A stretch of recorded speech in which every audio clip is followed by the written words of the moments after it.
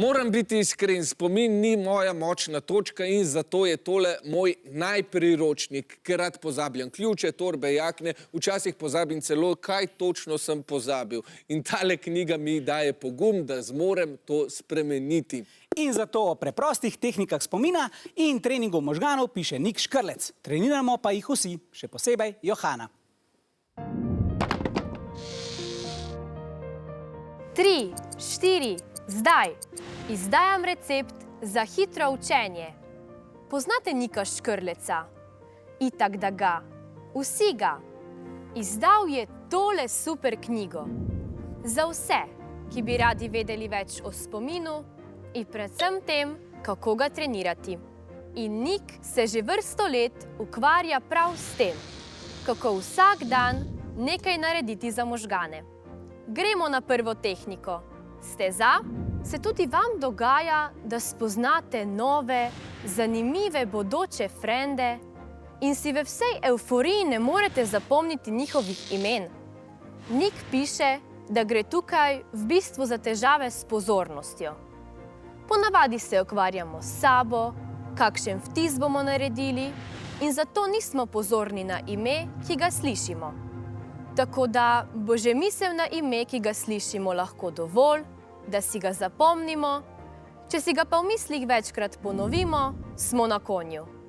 Drugič, če si boste ponavljali, da si imen ne morete zapomniti, se vam bo ravno to dogajalo. Ja, možgana je potrebno reprogramirati. Torej, mini izziv. Predstavljajte si, da si imena enostavno zapomnite in pika.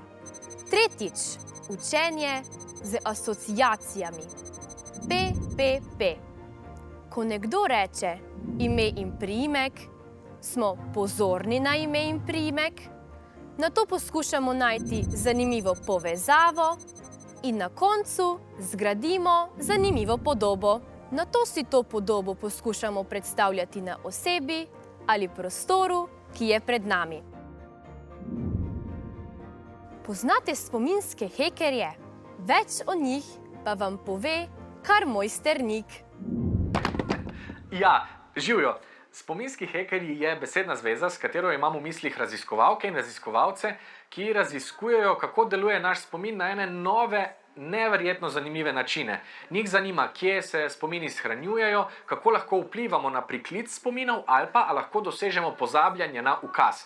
V enih raziskavah so recimo že pri laboratorijskih miškah uspeli doseči to, da zbudijo en spomin v njih na pritisk gumba. Se pravi, čist kadar oni to želijo.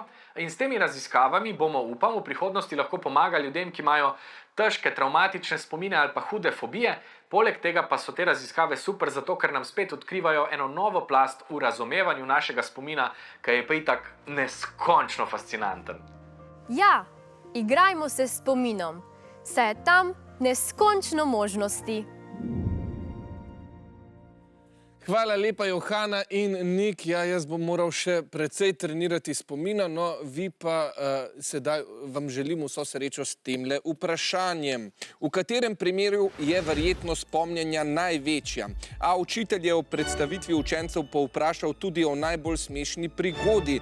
B. Sabino je prijateljica pred predstavitvijo opozorila, da si slabo zapomni imena. C. Peter je v predstavitvi nove sodelavke doživljal sram. Ali D. Timon je med rokovanjem razmišljal o vabilu osebe na kosilo.